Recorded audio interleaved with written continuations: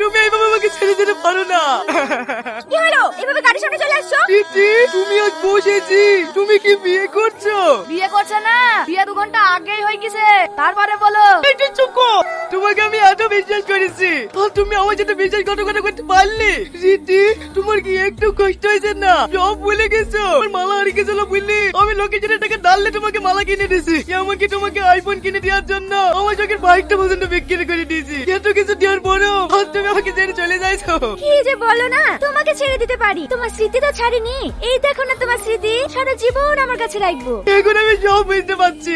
এতদিন তুমি আমার সাথে ভালোবাসার অভিনয় করে গেছো। রাখো রাখো, তোমার কাছে আইফোনটাই রাখো। আমি তখন ভিখারি, তোমার কাছে আমার আর কোনো দাম নাই। না হলে 3 বছর আমাকে ভালোবেসে এই টাক পরে চাচাকে বিয়ে করতে পারো। খবরদার তুমি আমার স্বামীকে টাকলা ভুলবা না। যাদের মাথায় বুদ্ধি বেশি থাকে তারা টাকলাই হয়। আর তো দেখেছো তুমি হেডমাস্টারের মাথায় চুল আছে। আরে ছি ছি ছি, তুমি আর কাকে বিয়ে করেছো গো? তুমি আর দাঁতগুলো দেখেছো? এই তুমি আমাকে 3 বছর ধরে ভালোবেসেছো তাই তো? আমার ফেভারিট কালার যে কালো আর হলো সেটাই তো তুমি জানো না। চলো যান, আমাদের আবার লেট হয়ে যাচ্ছে। ঠিক আছে শোনা, তুমি গাড়িতে উঠে বসো, আমি আসছি। শোন, ওকে একটা ফ্রি অ্যাডভাইস দিচ্ছি। মেয়েদের পিছনে ঘুরে নিজের জীবনটা বরবাদ করিসনি, নিজের ক্যারিয়ারের দিকে ফোকাস দে। সাকসেস হইলে তোর পিছনে হাজার হাজার মেয়ে ঘুরবে, তাতে মাথায় চুল থাক বা না থাক, আর তাতে আদমন ছেদল লেগেই থাক, ওইটাই মেয়েদের ফেভারিট কালার হয়ে যাবে। গার্লফ্রেন্ডের লেগে মন খারাপ করিসনি বস, ক্যারিয়ারের দিকে ধ্যান দে। কেমন আছো জান? এতক্ষণ ভালো ছিলাম না, তোমাকে দেখার পর ভালো হলাম। ও তাই? হ্যাঁ। তোমার স্বামী কোথায় গেছে? গা ধুইতে? হ্যাঁ, তুমি একটু দাঁড়াও, আমি ঘর থেকে চাল ডালগুলো নিয়ে আসি।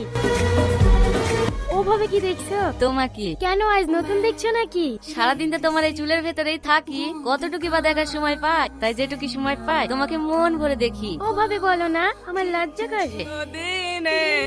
ও দেখো চলে এসেছে, তুমি তাড়াতাড়ি ঢুকে পড়ো। ওই গো গিন্নি, খাবার হইলো? হ্যাঁ হ্যাঁ হয়ে গেছে।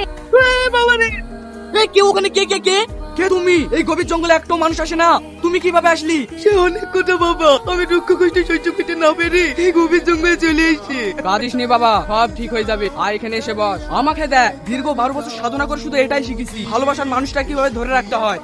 বাবা আপনি পেরেছেন? হ্যাঁ অবশ্যই, এটা আমার এই ভালোবাসার মানুষটাকে আজ পর্যন্ত কোনো মানুষের ছায়া পড়তে দিইনি, সব সময় এই মাদুলির ভিতরে আগলে রেখেছি। তুইও যদি তোর ভালোবাসার মানুষটাকে আমার মতন আগলে রাখতে পারতি, তাহলে তোকে আর এই জঙ্গলের মধ্যে কেঁদে কেঁদে বেড়াতে হতো না। আপনি ভুল বলছেন, আপনার 12 বছর সাধনা করাই বৃথা। আপনিও আপনার ভালোবাসার মানুষটাকে ধরে রাখতে পারেননি। মানে আপনার বউও অন্য একজনকে ভালোবাসে। অসম্ভব। আপনার বিশ্বাস হচ্ছে না? 1 মিনিট দাঁড়ান।